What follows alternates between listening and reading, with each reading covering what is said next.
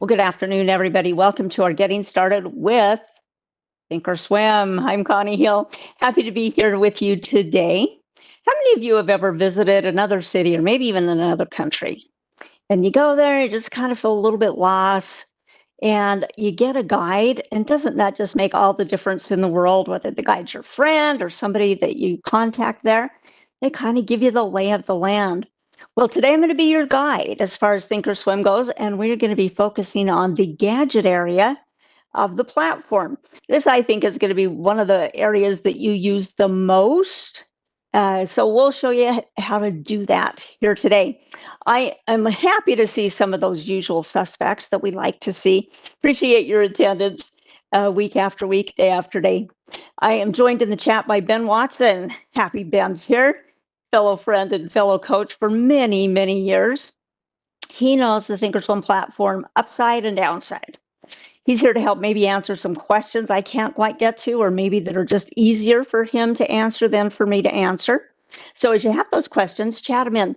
Those of you that have questions in the archives, you'll listen to the recording. When you have questions, go ahead, put them in the section in YouTube for comments, because we go back and look at those comments throughout the day, make sure you get your questions answered as well. So don't be shy. Let us know what those are. Hope you're following us on X. I'm Connie Hill CS. Ben is Ben Watson CS. We'll post educational content, things that we notice in the market or charts. We'll go out there and post those items that we think are interesting that you may like as well. Well, let's go through our disclosures and get started here today.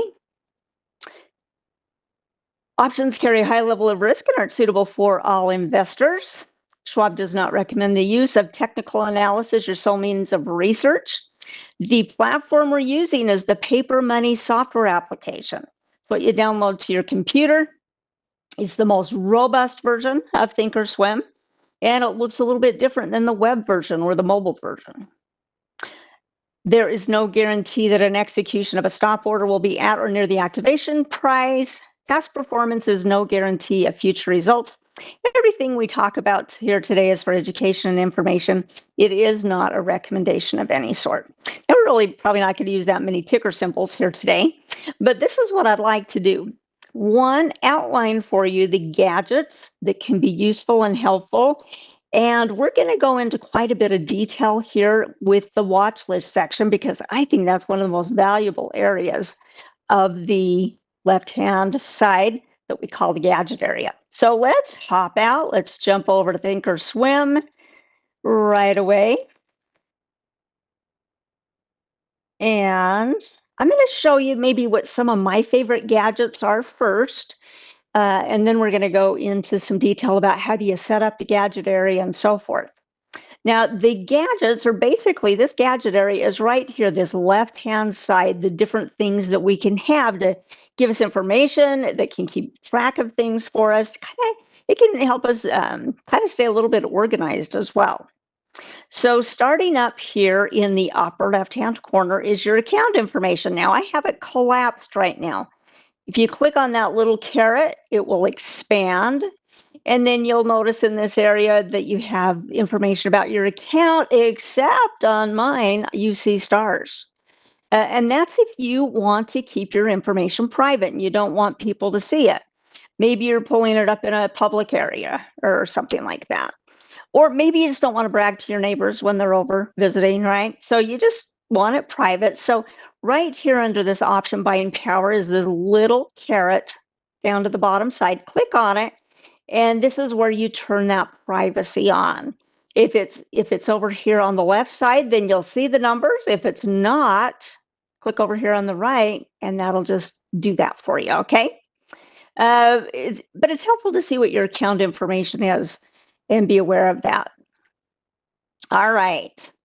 Next area that I have open, we're going to highlight is the news. And one thing that's really nice is being able to get your news fairly quickly as soon as it happens. Now, up here in the upper left-hand corner is where you put the ticker symbol of whatever it is that you're looking for.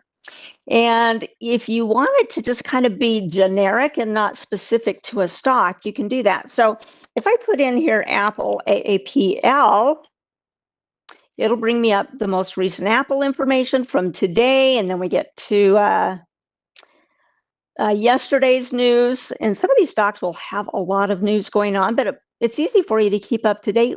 Maybe you see a big move in the stock or something. You're like, oh, what happened? Let me go check out the live news and see.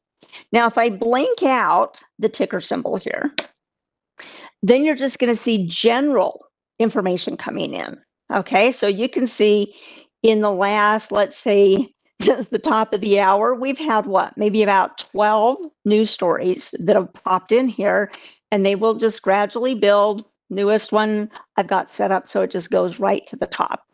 To see the details of the story, I'll pick this first one here, and it opened it up in a separate window. And then you can read the story, whatever it is that you have going on here. You can keep it popped out if you want to.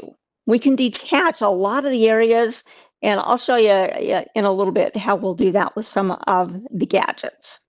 All right. Let's do this. Let's go ahead and collapse this live news section. Actually, before I do, I want to point out something that I think is a super useful tool, and it's used here in the gadget area, and that is the linking feature. Up here, oh my, that's a little too big. Let me get a smaller one here. Let's try this again.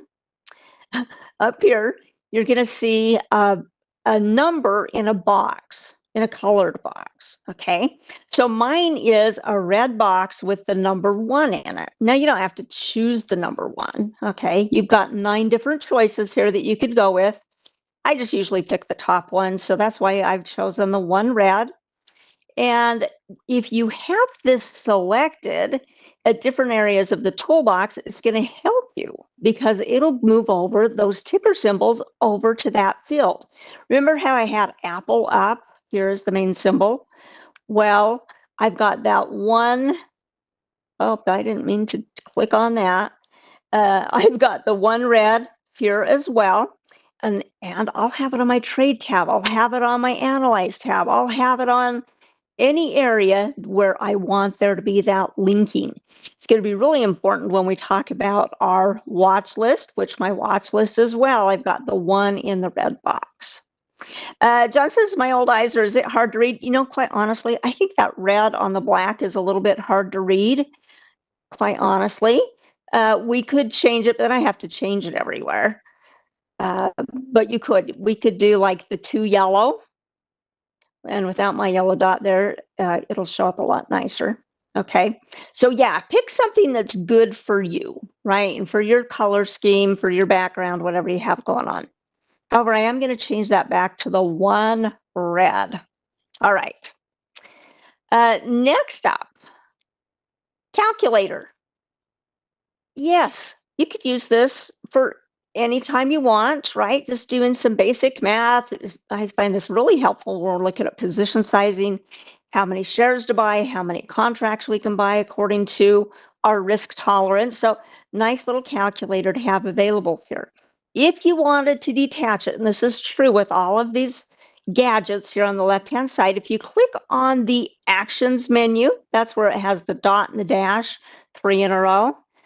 Sometimes we'll call it a pancake stack or a hamburger stack type icon. What we can do here is we can just detach, and it separates it from that area, and you could go stick it in another area. Maybe you want it up here in the left-hand corner, and maybe use this area for something else. Okay, so you can do that. And then when you're done with it, you could just get rid of it if you wanted to. Okay. That gadget, let me just kind of get rid of it because I don't want to see it over there. All right, that's our calculator. Now, let's just talk about the scratch pad for a minute here. I use my scratch pad a lot to put down details, maybe of things I'm calculating. In this case, I have important information on there for some of the sessions that I teach, like, what is a Cahold, what is a Cablode, but you could just use it as a little workspace area for yourself.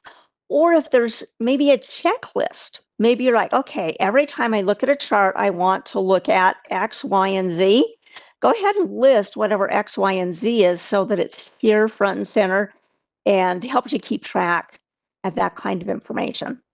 Now, there are a lot of gadgets available. So if you wanted to switch a gadget out, say for the calculator, come to the actions menu and then just hit switch gadget. And these are actually all the gadgets that you have access to. I'm not going to go through every one of them, but if you have a specific question about any of them, let me know. I'm going to kind of go through some that are the most used right now, kind of the most useful ones, I guess. But if you have a question, let me know. All right. If I wanted to change it to, say, for example, say I wanted 2 watch list areas. Could I do that? Yeah, I could have a watch list area here. I could have another watch list area there. It's easy to do. Now, I'm just going to put this back and I'm going to put it back on our calculator. Now, when you initially bring this up, I recognize several of your names, and so you probably had the platform for a while and you've done some of your own personalization to it. But when you're brand new, you might not know exactly how to make it work per se. Okay, I just showed you to switch a gadget, but how do you maybe add gadgets? So that's where this bottom section comes into play. And I'm just going to kind of put a yellow square around it. Okay, that area down in the bottom left-hand corner. And what we do here is click on the plus sign. And it's going to say, okay, what gadget do you want to add? Okay, just kind of mushed everything up to the top. You can see that so that we could see the different gadgets, and maybe you want to add an additional gadget here. You certainly can. For fun, I'm just going to choose the quick chart. And that's just a little miniature chart. I'll go ahead and put Apple in here because my one red link hadn't been set up yet. So I'm just going to click on the blank link, change it to the red one.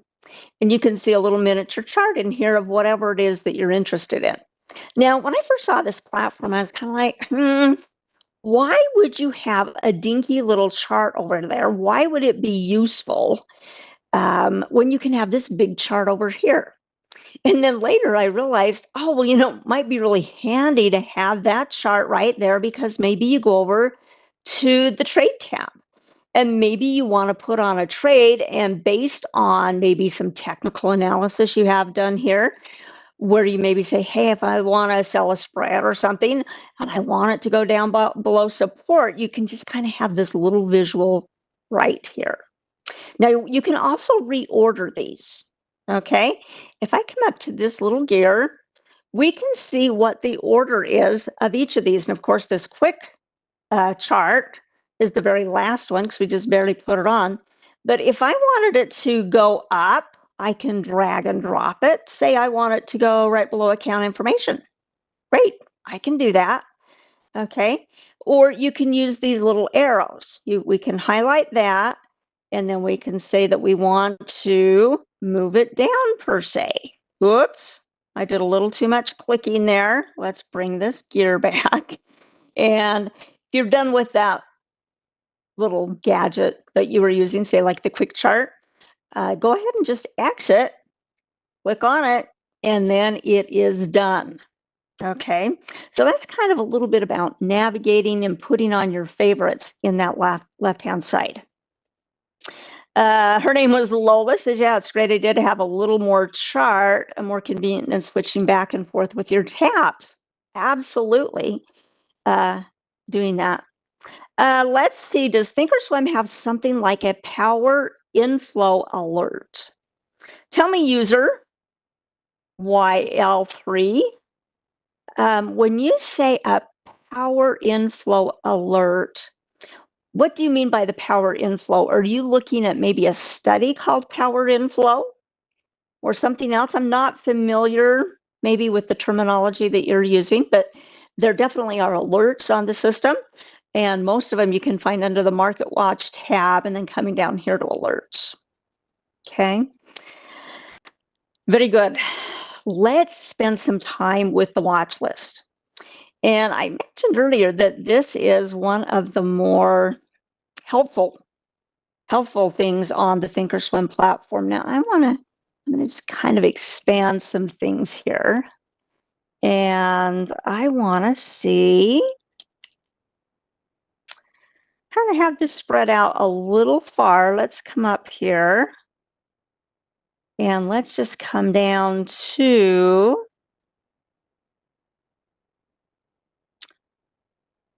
my watch list area.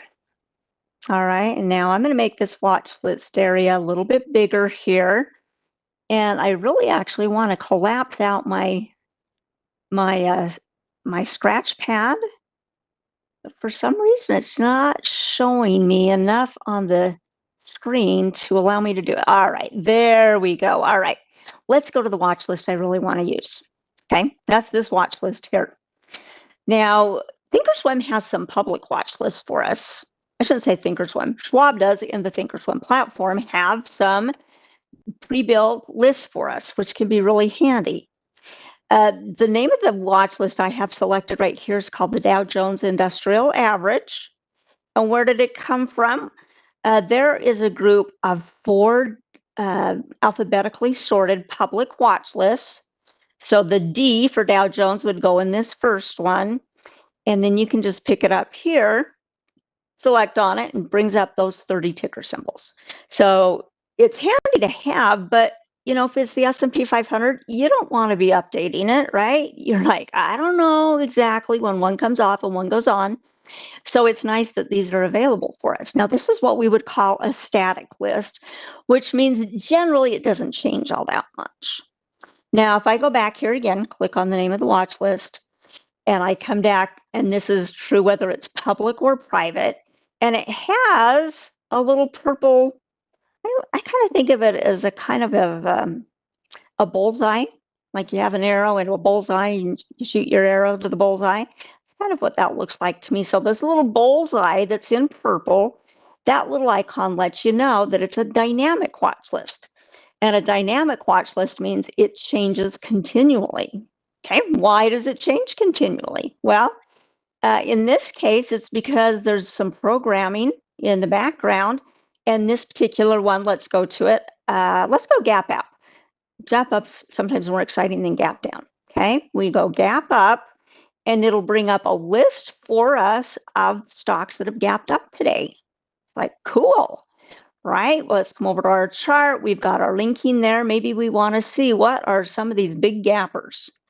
That is Lunea, BioWorks, I guess. There's another one, Intravision Communication. Okay, and just giving us a little bit of information here. Okay, we could do it there. We could also come over here to the trade tab and come down our list. Okay, and it'll populate here or whatever other screen you happen to be on. Okay, so the purple icon means that it's dynamic. Now, when we create scans and save them, they are saved as a dynamic watch list as well. So if I go over here to my personal, so let's come up here. You're going to see I have a lot of watch lists. I have too many watch lists. I really need to go do some cleaning up. But one watch list that I'll use pretty frequently, like almost every day, is this one that I call Early Morning Movers Bullish. And this is a scan that I created. Kind of looks like this. It needs a little bit more space too to see it all, which the scan is not that important, okay? It's just the idea that when you create a scan and you come over here and you save it, save scan query, imagine that this happens to be, oh, I must have picked a different one, my bearish shorter term. Okay, that was that scan. And so I would see a corresponding personal watch list that is dynamic. I can pull it up in the morning, and whatever stocks meet that scan criteria that day, they show up. What if I go out and come back in, not necessarily shutting down my platform, but just the idea that maybe you're off of it for a little bit? Yeah, they'll refresh and they'll update. You could have a totally different list of stocks first thing in the morning than what you have when it's time for the market to close. Okay, so that's a little bit about that dynamic one. Let me come back and see users giving me some more details about this power inflow. Oh, okay, Ben actually Did that flash trade alerts are available, which we may talk about if we have time.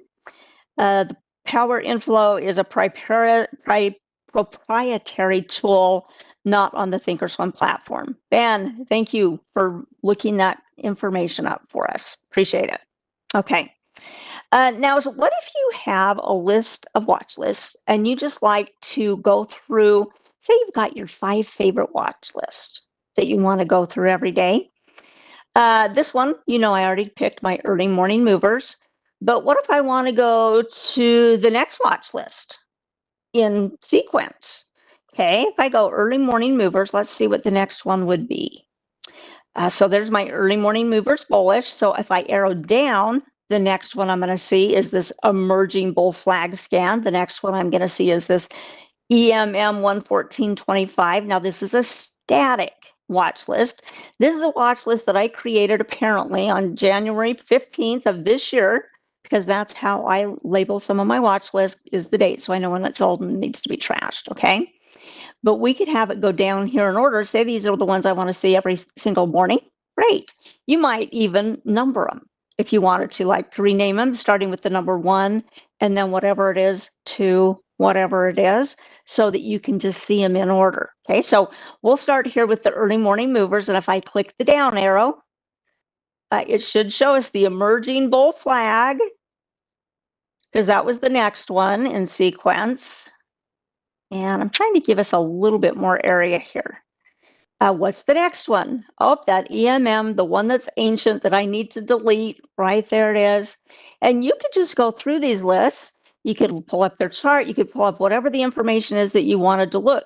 Maybe you have one of the watch lists that's been built for you called current account positions. Okay, so mine doesn't have that many on it, current account positions. But then maybe with this list, maybe you wanted to scroll through the news. Okay, so I could say, okay, let's look what the news is for this and for this and for this and for this. So it can help you create some routines so that you can stay on top of things. Okay, just really dynamically.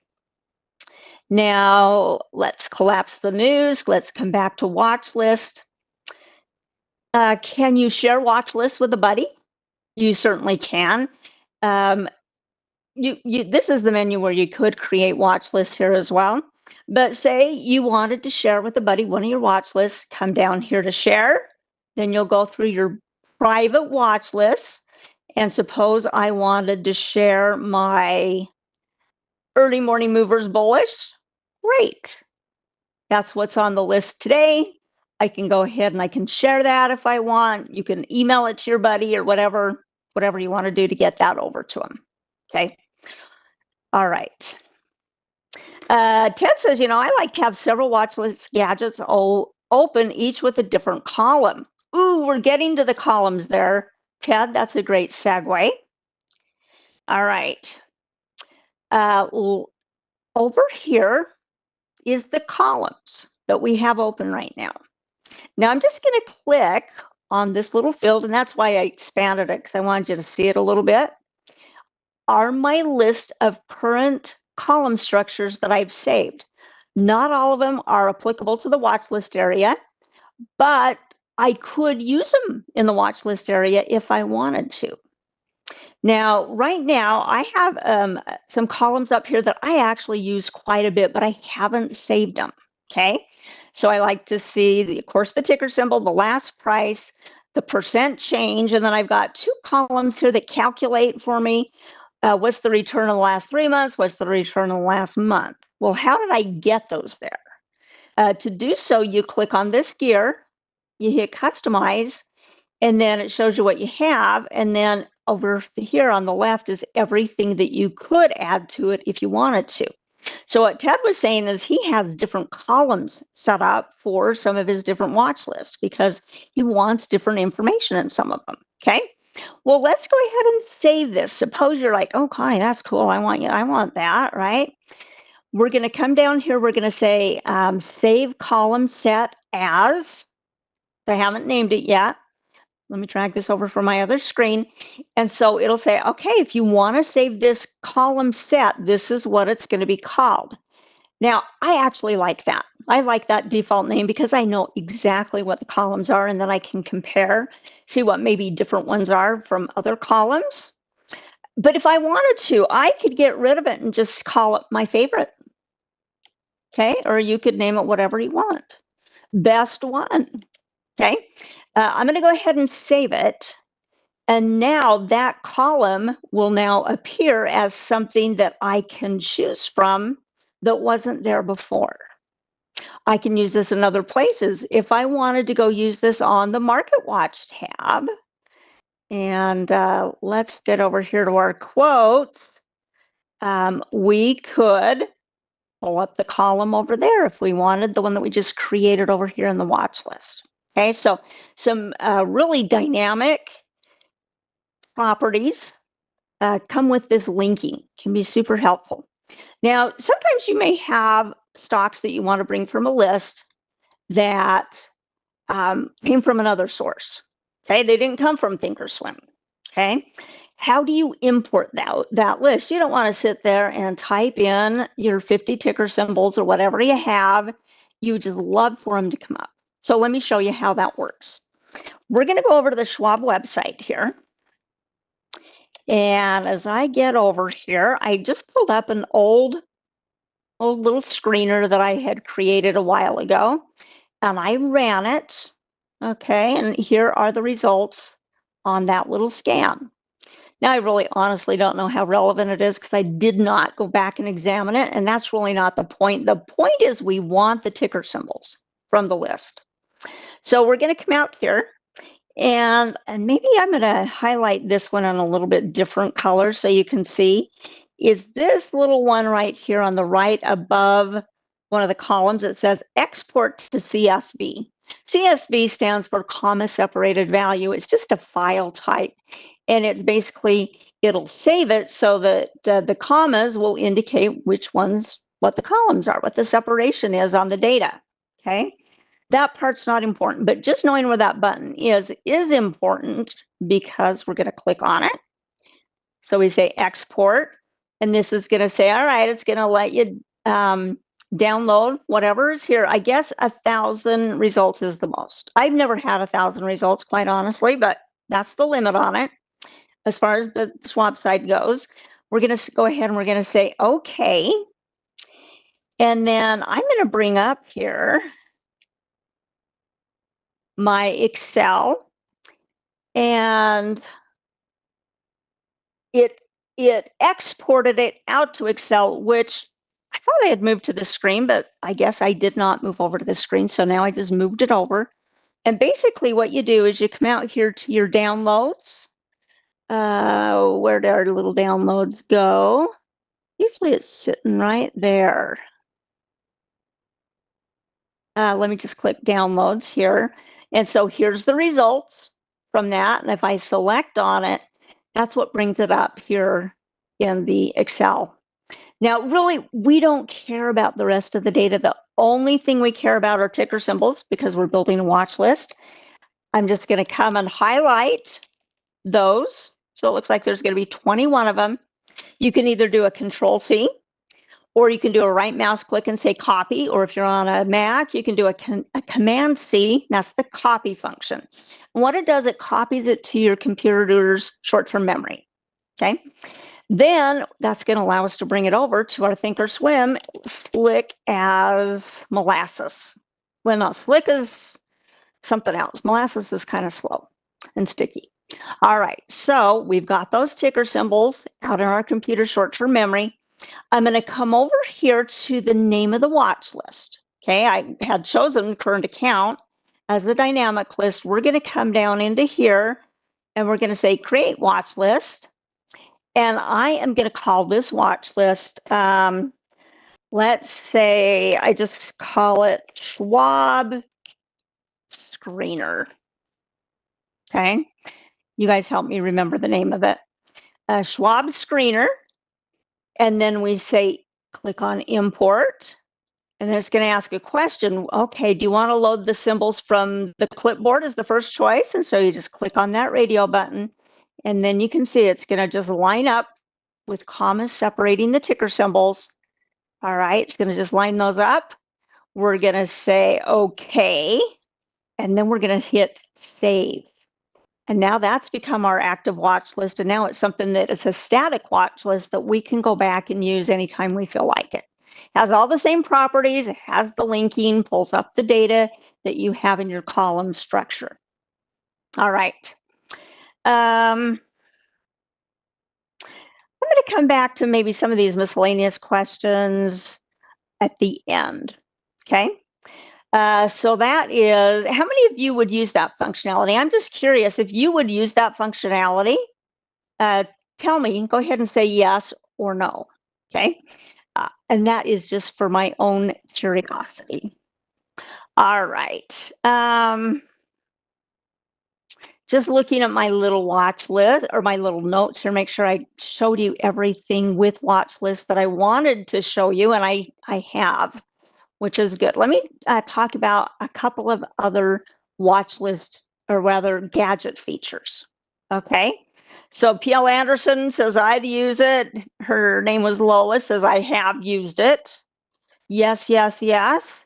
Yeah, you're going to have different data sources that you might, have some ticker symbols. And so to save yourself from just typing them in, maybe fat fingering some of them, right? Just load it in, slick as a whistle. All right, great. Happy about that. Let's go and explore another gadget here. I'm going to come up to the calculator and I'm going to say switch gadget. And this time I'm going to go into something called use the news. Okay, how many of you use this news feature? It's not the live news that we have up here. It's called use the news. And basically, this is a nice tool that will help you curate what kind of news you want to see, what kind of things you want to be alerted about. Okay, so I have mine set up, and how do you set up yours? You're going to click on this little tag here. It reminds me of a little Christmas tag that I will be putting on Christmas presents. Okay, looks to me like a little tag, and my mouse is kind of big and in the way, but it says select categories. Okay, well, what are your categories that you can choose from? All right, some of you are using this tool. Okay, some of you, this is brand new to it. Great. I think one of the big keys is just being aware of what the different things are that can help you. And then you kind of focus on the ones that are most important to you, the ones that are most useful. And there may be some that, you don't really use. So here, I have here different sectors that I might want to receive information on. Okay, and I've checked what those sectors are. Great. I've also gone into industry groups. And I've selected what industry groups I want to see. All right, so apparently consumer goods, services, financials, infrastructure, manufacturing, technology, blah, blah, blah. Okay. Then, and it can go longer too. Here's this little scroll bar on the far right so that you can see all the way down to the bottom to utilities there.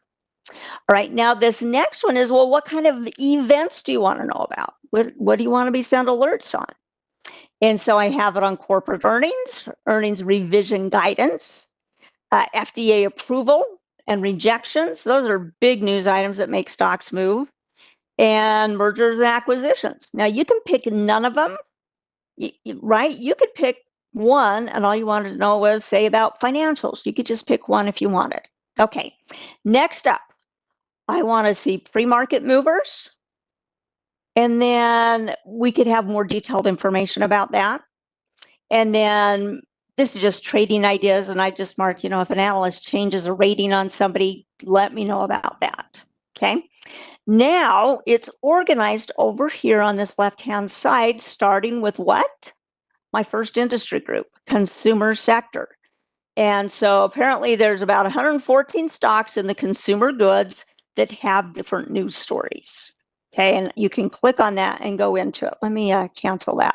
I'm going to use this scroll bar and come down here. And you're going to say, yeah, I recognize all of these. Those are what we were seeing in the setup. And so, for example, on FDA approvals and rejections, it looks like there was one today. Who was it? It looks like BHVN we could click on that and go into some more information. Oh, analyst rating changes, 331. Now that's going to be quite a bit to sift through, wouldn't it? Okay, but you get the idea so that you can just kind of customize the news and how you use it. Okay, now I'm going to share something with you. Actually, a couple of things. Number one, we know Thinkorswim it's powerful, it's very robust. And Ben remembers, I remember the first time that we saw Thinkorswim, the first few times, we were just like, whoa, this is so different than any platform I'd ever traded on before. And we just took it a little bit at a time, right? We worked maybe with watch lists first and graphs, looked at our charts. We didn't have to know every single piece of Thinkorswim in order to feel, like we knew it. We could just work on the parts that we needed right then and then add to it. One thing I've done is I've made some short videos for you to learn different aspects of the Thinkorswim platform. So if you're a subscriber to our Trader Talks channel, it'll be really easy for you to get to. So I'm going to hop over there. Let's see. So this one, nope, that's that. It's this one. All right. Over here, I'm going to come to my Trader Talks. Up at the top, you can see, yep, that's our channel. And this is where you can go find playlists of the different classes. Maybe you're like, man, I want to catch up on some of these Thinkorswim, getting to know Thinkorswim videos. You could come down there and find the playlist. What I wanted to show to you here was this bite-sized content. And as coaches, we're putting together these small videos that just kind of show you some snippets of information on a particular topic. I'm going to click on here where it says play all. So you're going to see a list of them. And there's Ben. We'll pause Ben though. Over here on the right, we see all those different bite-sized videos. And there was one I did last week about creating customizing your position statement area. And then I did another one about building grid charts. And then I did a whole section of them that are kind of listed together. All right, here about, how do you customize the columns on the trade tab, how to create your own toolbar. Okay, so there's a bunch of small little videos specific to Thinkorswim that you might find helpful in this bite-sized content category. So if you're a subscriber, which I encourage you to be because it's super easy and it's free, then it allows you to see that kind of information much more readily. Okay. Yeah, Ben, Lila says, Ben, you're first. Well, he was the most recent. So the further back you go, the older they are. So yes, Ben's is fresh as of Halloween last week. Okay. So I did want to show you that. Okay, now this is my little treat we're going to end on. All right, I'm going to give you a sneak peek at what my computer screen looks like using different areas of the website, including the gadgets. Okay, so let me change my color here. Right here is my laptop. Okay, that is my laptop. And then I've got a desk over here, and this is a 39-inch screen, I think it is.